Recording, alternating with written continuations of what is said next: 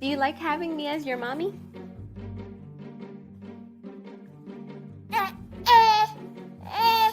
Is it just for the milk or is it for anything else? Do you like having my personality? I like your personality, sir. It's robust.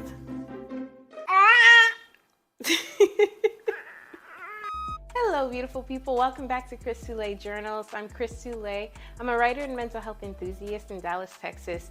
I write and publish journal entries, recording my journey through life. And one part of my life that I am extremely new and vulnerable to right now is my journey through motherhood. It's going on about 6 months now, and I'm still learning. This is almost 6 months this child has been with me. He's not broken, he's not unhappy. He's a little moody right now. Through each stage that he grows, I'm growing. And I'd like to use this video as my opportunity to talk about the ways I have learned and grew since the first day of being a mom. I have a confession to make. I am not as confident at my skills in mothering as I am in skills that I've had in every job I've had before this one. Times that I performed badly at a job was usually at something I didn't care that much about, or that I knew if I put in some extra hard work I could eventually excel at. This job is the only job that I've given 100% to and still continue to feel inadequate. But I think it's all part of being a new mom. You're never gonna feel perfect because, well, mothers are not superheroes. We are humans, and this is hard.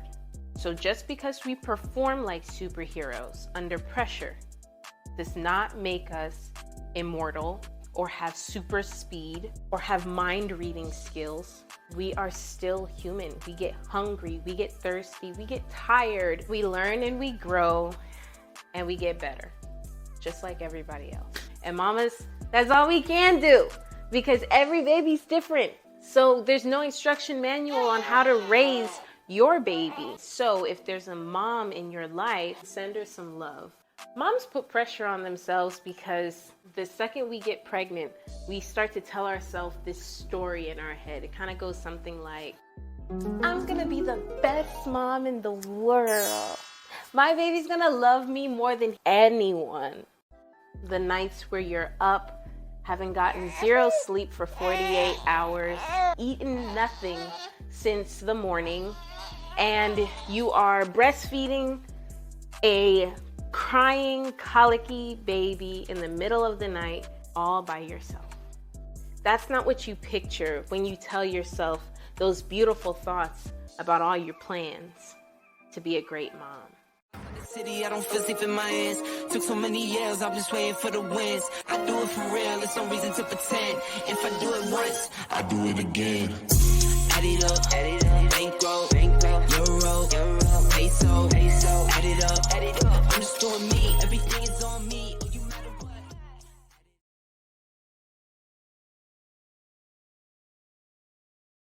what. Mistake number 1. I locked the baby in the car. Let me get my mind right. After about a few months of being postpartum, I really wanted to get back out of the house. So I took a job as a preschool teacher, thinking how dope it would be to get to go out and get some socialization and work and money while my baby is being watched by the school that I work at. Well, I needed to breastfeed him before I clocked into work. So before I dropped him off for the morning, I sat in the car with him and I breastfed him in the back seat. And to make sure that we were safe, sitting there in the parking lot, so I locked it using the button on the door. But once I was done, my plan was to sit the baby in his car seat, get out of this side, go around to that side on the outside of the car, and then get the baby out of the car and take him in. But when I unlocked this side door, I didn't use the button, I used the manual lock, and I lifted the little lock up. I pulled it up and got out of the car to go over to the other side. But as soon as I closed the car door behind myself, the lock went down. which means the car door locked. When that lock went down, so did my heart. I was like, oh, no. My fucking car did not just lock. So I started to obviously pull the handle like a lunatic, thinking somehow, some way this was not possible and it was definitely gonna open somehow. And it didn't. So I started to fucking panic. And as soon as I saw someone nearby, I was like, oh, ma'am, let me use your cell phone. It was one of the ladies that worked there. I called my husband and was like, I locked myself out of the car. So he was not that far away from where I worked. So he was able to come and unlock the door. The minutes that I was waiting for him felt like eternity. And I literally cannot describe to you the kind of things I was telling myself in my head when that was happening. I stood by the car door and watched him, and I made sure that he could see me. But my baby, if he makes eye contact with me, he's going to wonder why I'm not holding him and playing with him. So I couldn't make any eye contact with him. I kind of just tried to look elsewhere, look busy, like I was doing something else or talking to someone else. I felt like a failure of a mom. Like, how could you let this happen? The second embarrassing experience that I had as a new mom was when I couldn't button up the onesies for a long time when Malachi was first born. Those little tiny onesies with the buttons, they just weren't working with me. So there was one time that we had a guest staying with us to help us out with the baby, and in the middle of the night, I heard him crying. I was like, I gotta go and take care of the baby. So I was like, no, let me breastfeed him, I'll change him. And as I was changing the diaper, I couldn't even button up the onesie. I was like, I can't believe I still don't know how to button these things. He's been dressing in onesies since he was in the hospital. But you know what we use now more than anything else? Zippers. The third and a very, very embarrassing story is when I mistaked his colic or gassiness or hunger. It's really hard when you have your first baby ever to try and decide whether they are gassy or still hungry. And my baby is one of those babies that's always still hungry, but then he'll get these random moments where he's more gassy than hungry. I would feed him and he would cry, and I was like, why are you crying? Still hungry? Okay, so I feed him again. And I did that for like the first few hours of the day. I think I fed him like 2 feedings in 2 hours. And he's more of a 1 every 3 hours kind of child. So my mom's like, how's it going? You know, how's the baby? I was like, he's terrible. He's so upset and I have no idea what is wrong with him. He is twitching his legs back and forth and like making a face of pain and frustration, like something's really wrong with him and I just can't tell what it is. And my mom was like, I wonder, is he gassy?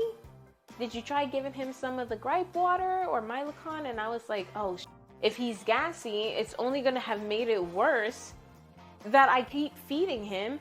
So now I have an overfed and gassy baby, and what am I supposed to do? My dad was on his way driving home from work at the time, and my mom called him and was like, Chris is having trouble with the baby's first colicky day, and you need to go run over there and help her out with the baby. And he did. So literally the entire time my dad held that baby, he was not crying. He felt better. He finally slept. And I was like, damn, how did I not read that? How could I not tell? Another one is when I accidentally bought a head thermometer instead of the kind that goes inside of the body. I thought technology had become so advanced that forehead thermometer was good for everybody. So I tried to use that the first day that Malachi was showing some signs of a fever. I don't remember if it was just too high or just too low. Whatever it was just not correct. I looked it up to see, like, is it normal for my baby's temperature to be like this? And turns out you're not supposed to use a forehead thermometer on babies, so the reading wasn't coming out accurately. And online it said the only option is to go and get a thermometer, stick in his butt, and get an accurate reading. It was almost 2 o'clock in the morning, so even Kroger was about to be closed, but about 1:55, my husband ran down the street to go get it and caught them just before they closed and grabbed us one. Turns out he did not have a fever, thank God. Another medical issue, mistake, was when the other day I woke up in the morning. I came to get Malachi to do his first feeding for the morning, and I noticed that his eye was really swollen, and I thought for sure that he had a sty or something going wrong with his eye. And I was like, I called the doctor immediately. I told them, I'm gonna need y'all to look at this eye. So they gave me a 9 o'clock, and by the time we got to the doctor, his eye swelling had gone almost completely down. And when the doctor saw him, the doctor was like, yeah, it's not swollen now, so I can't really do anything. Maybe he was just a little puffy, or maybe he just, he might have scratched himself in the eye and it was just swollen from the initial scratch. I don't know. And I became a paranoid, scary mom and was like, I need my baby to go to the doctor right now. I felt really silly once I found out that everything was okay, and no one even got to see the swollen eye that I saw. The doctor himself did tell me that I'm a good mom for being cautious enough to bring him into the doctor. I'm gonna hope that he meant that as a nice thing.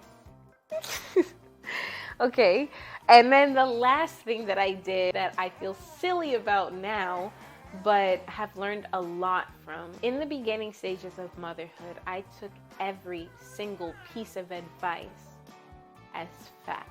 I did it to a fault. It wasn't like, oh, you seem to be making the most sense, so I'm gonna listen to you. It was more like, I just want everyone around me to know that I am taking their advice and trying to be the best mom I can be. Trying to prove to everybody that I'm a good mom is going to be such a waste of my time in the end. At this point, I need to worry about being a good mom, not looking like one. So, trying to follow everyone's advice about everything. I can't take advice on every single little thing because everybody's got a different picture painted in their head of what makes up a good mom. If I try to be everyone's vision of what a good mom is, I will never please anyone. When you're dealing with a newborn, you have to learn a brand new person who is still in the process of learning themselves. So it takes time, it takes work, and the best that you can give is the best mom. There is no such thing as a perfect mom, and there is no such thing as superheroes. The craziness of being a mother. You want to come and help me do my outro, sir? Hi, love. Hi, love.